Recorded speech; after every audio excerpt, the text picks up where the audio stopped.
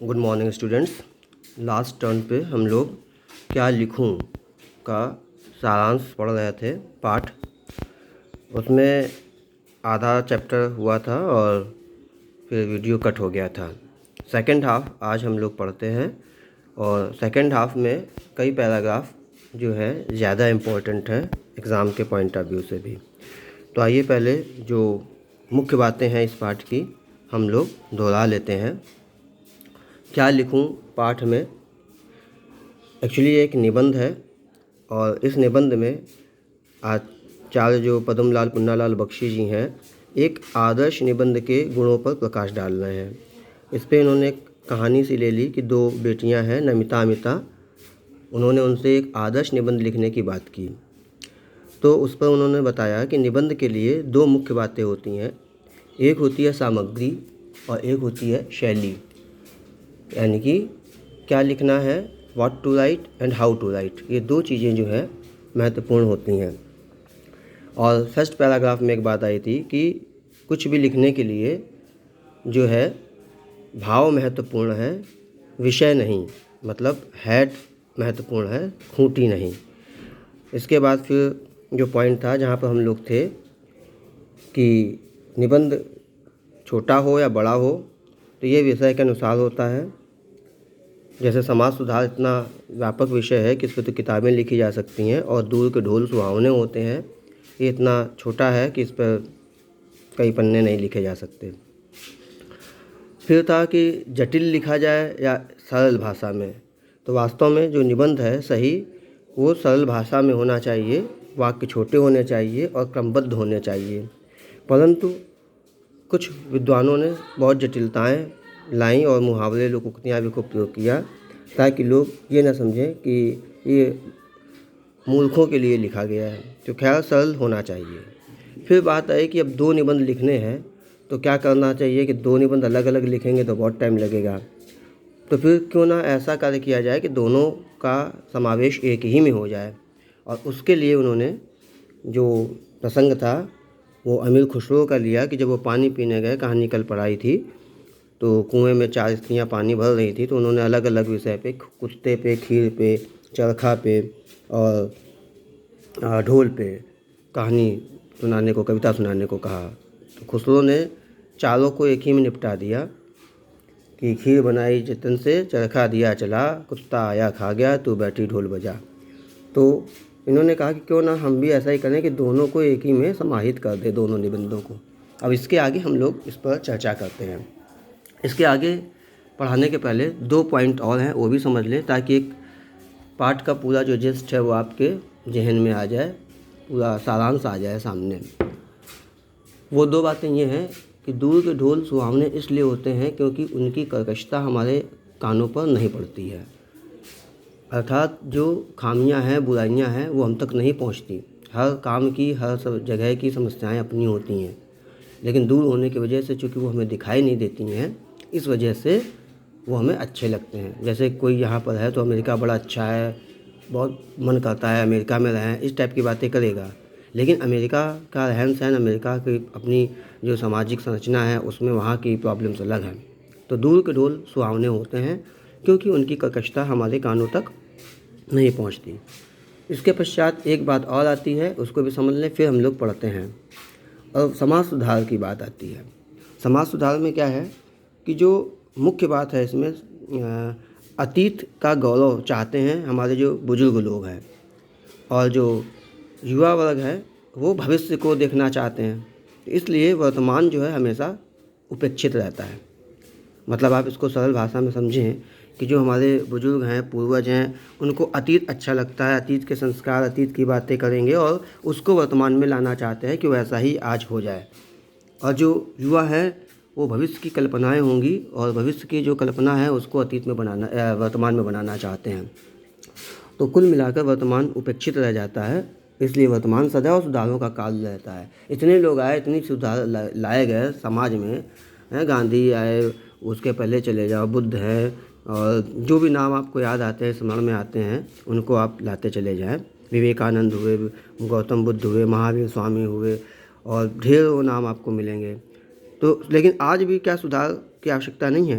सुधार की आवश्यकता आज भी है और सदैव बनी रहेगी। वर्तमान सदैव सुधारों का काल ही बना रहेगा और उसका मुख्य कारण वही है जो भी मैंने बताया कि जो पूर्वज हैं, बुजुर्ग हैं, वो अतीत को लाना चाहते हैं वर्तमान में और जो युवा हैं वो भविष्य को आज लाना चाहते हैं।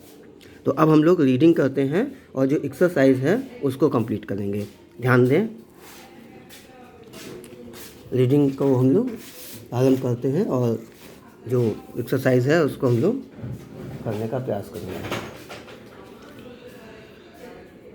ये दिया है, यहाँ पर हम लोग थे। खीर पकाई जतन से, चरखा दिया चला, आया कुत्ता खा गया, तू बैठी ढोल बजा। आगे देखें,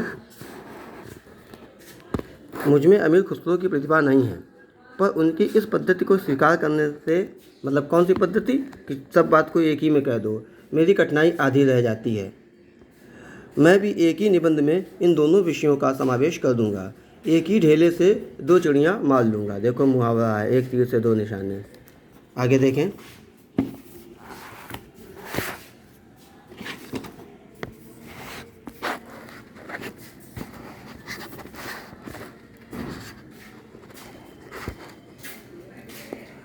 दूर के ढोल सुहावने होते हैं क्योंकि उनकी कर्कशता दूर तक नहीं पहुंचती। जब ढोल के पास बैठे हुए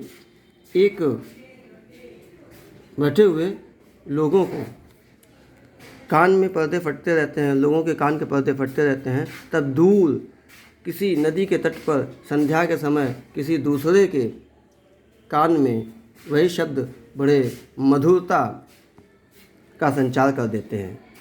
आप देखें, कभी स्पीकर के पास बैठो तो अरे बंद करो शोर, कान फटा जा रहा है, लेकिन जो दूर होता है तो उसको संगीत बड़ा अच्छा लगता है क्योंकि जो उसकी कर्कशता है वो उसके कानों तक नहीं पहुंचती और वो उस संबंध में सुंदर सुंदर जो है कल्पनाएं करता है और उस कल्पना से वह उसका आनंद लेता है। ढोल के शब्दों का सुनकर वह अपने हृदय में किसी विवाहोत्सव का चित्र अंकित कर लेता है जो दूर बैठा है, और कोलाहल से पूर्ण घर के एक कोने में बैठी हुई किसी लज्जाशील नववधू की कल्पना वह अपने मन में कर लेता है।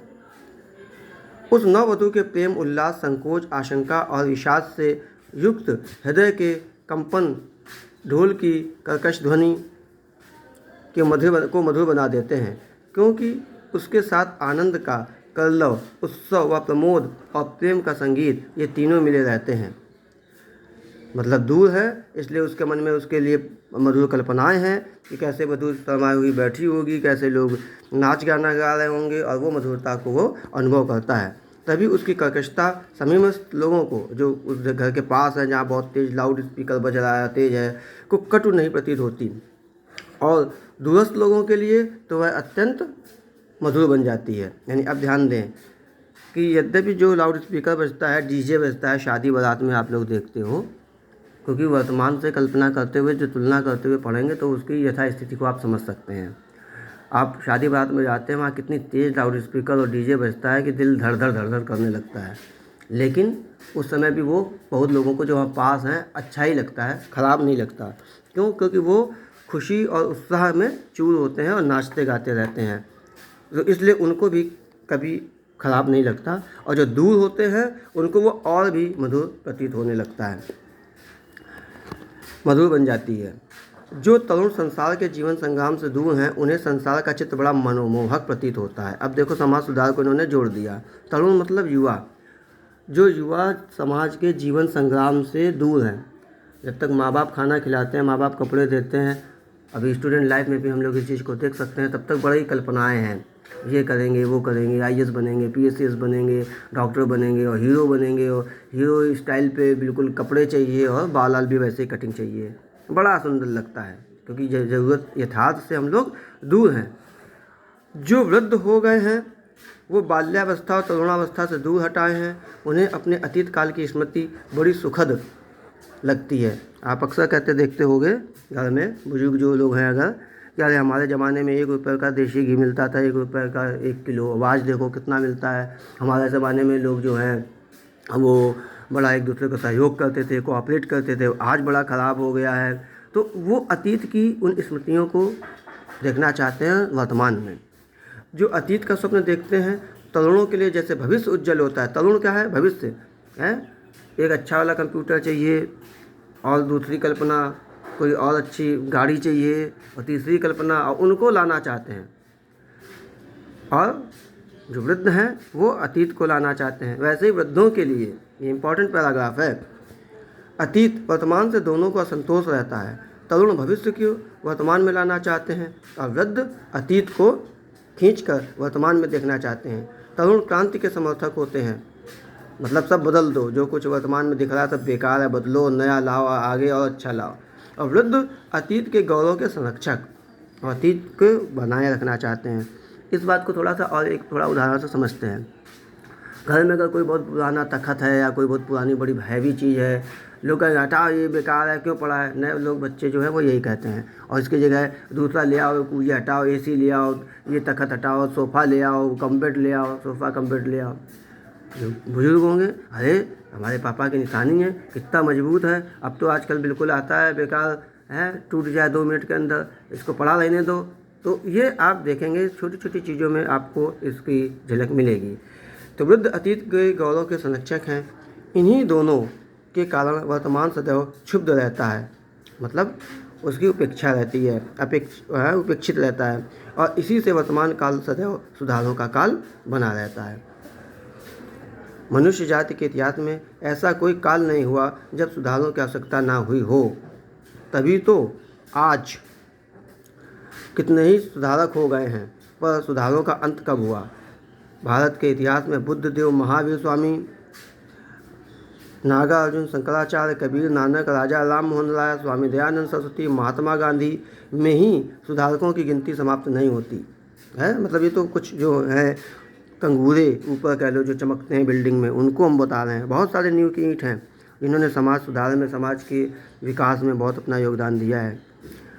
सुधारकों का दल नगर नगर, गांव गांव में होता है। यह सच है कि जीवन में नए नए क्षेत्र उत्पन्न हो जाते हैं, नए नए सुधार हो जाते हैं। ना दोषों का अंत है और ना ही सुधारों का। जो कभी सुधार थे वही आज दोष हो गए हैं। हाँ, इस पर एक अंग्रेजी की कहावत भी है। कहावत क्या है, वो एक कविता है। उस कविता की लाइन है, लेस्ट वन गुड कस्टम में corrupt the world. Passing the Arthur कविता है लॉर्ड टेंसन की। उसमें लिखा है, कोई भी नियम चाहे जितना भी अच्छा क्यों ना हो, समय के साथ वो परिवर्तित होता है, और अगर परिवर्तित नहीं हुआ तो उसमें समय के साथ साथ खामियां, खराबियां आ जाती हैं। तो परिवर्तन ही प्रगति का आधार बनेगा। तो कोई भी सुधार जो होते हैं, उन सुधारों में भी कमियां आ जाती हैं। आप देखें हमारे संविधान में कितना, जब बना था तो सबसे अच्छा था, फिर उसमें कमी प्रतीत हुई, अरे ये कमी है, वो कमी, फिर उसको सुधारा गया, फिर ये कमी रह गई, ये कारण से ये प्रॉब्लम आ रही, फिर उसको सुधारा गया। तो कितने अमेंडमेंट्स उसमें आज तक हो चुके हैं। धारा 370 हटाई गई। कुछ लोग कह रहे नहीं खराब है, कुछ बहुत लोग कह रहे अच्छा है। तो मत अंतर यानी मतांतर हैं, और जो बेहतर है उसको लाने का प्रयास है, और इसीलिए लगातार सुधार है। तो हिंदी प्रगति साहित्य का निर्माण हो रहा है। अच्छा, हिंदी में प्रगतिशील साहित्य का निर्माण हो रहा है। उसके निर्माता यह समझ रहे हैं कि उनके साहित्य में, ये पैराग्राफ भी इम्पॉर्टेंट है, भविष्य का गौरव निहित है। हिंदी में भी प्रगतिशील साहित्य का निर्माण हुआ। 1925 से प्रगतिशील प्रगतिवादी समय आप मानिए, प्रगति काल के बहुत से आपने कभी पढ़े हैं। प्रगतिवाद में आपके दिनकर आते हैं, और निराला पंत भी जो है छायावाद के विद्रोही कवि निराला जी हैं, तो वो भी प्रगतिवाद में गिने जाते हैं। और शिव मंगल सिंह सुमन हैं, बहुत सारे कवि हैं। प्रगतिशील की प्रगतिवादी काव्य की मुख्य विशेषता जो रही संघर्ष, वर्ग संघर्ष रहा। तो प्रगतिशील जो है साहित्य लिखा गया, वर्ग संघर्ष, इन सब पर साहित्य लिखा गया। मतलब जो कल्पना, अतीत, ये सब बातें थी उनको छोड़ करके यथार्थ की बात लिखी गई। आप प्रगतिवादी साहित्य की विशेषताओं को समावेश कर सकते हैं इसमें। पर कुछ ही समय के बाद उनका यह साहित्य भी अतीत का स्मारक हो जाएगा। मतलब आज जो लिखेंगे वो भी अतीत हो जाएगा। जो भी आज कर रहे हैं, जब कल आएगा टुमारो, तो today will be a history, है ना, that will become a yesterday, right. तो जो आज तरुण हैं वही वृद्ध होकर अतीत के गौरव का स्वप्न देखेंगे। उनके स्थान पर तरुणों का दूसरा दल आ जाएगा। जो हमारे बच्चे हैं वो युवा हो जाएंगे, वो आगे की चीज़ें लाना चाहेंगे। और जो भविष्य का स्वप्न देखेगा, दोनों के स्वप्न सुखद होते हैं, क्योंकि दूर के ढोल, क्योंकि वर्तमान से दोनों दूर हैं, और इसीलिए दोनों को, अब देखो दोनों निबंधों का एक ही में इसने समावेश कर दिया, क्योंकि दूर के ढोल सुहावने होते हैं। तो ये निबंध हो गया है। आज प्रॉपर वे से वीडियो बन नहीं पा रहा है क्योंकि सेटिंग थोड़ी गड़बड़ है। खैर, तो अब मैं एक्सरसाइज कराने का प्रयास करता हूँ, देखें उसको।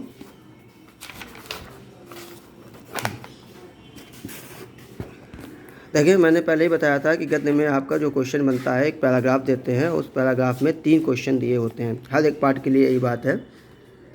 उसमें एक अंडरलाइन पोर्शन होता है और 2 क्वेश्चन और होते हैं। एक क्वेश्चन बिल्कुल फिक्स होता है कि पार्ट का संदर्भ लिखें, या आपको ये लिखा जाएगा कि जो पैराग्राफ है उसके पार्ट का नाम और राइटर का नाम लिखें, तो यही संदर्भ है। तो ये सब पैराग्राफ में कॉमन हुआ क्वेश्चन।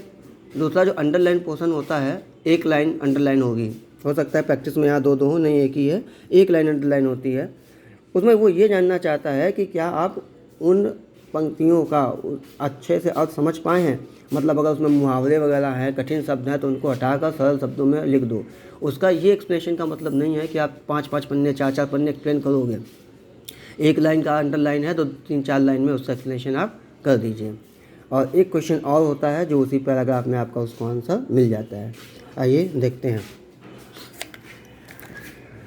पहला पैराग्राफ। अब पूरा पैराग्राफ पढ़ेंगे नहीं क्योंकि उसमें आपको समय बहुत लगेगा। आपके इसमें 6 पैराग्राफ हैं तो वीडियो लंबा हो जाएगा। मैं शॉर्ट में पढ़ रहा हूँ, संकेत पढ़ दूँगा। पहला पैराग्राफ है, मुझे आज लिखना ही पड़ेगा। निबंधकार एजी गार्डनर का कथन है। अभी अंडरलाइन है।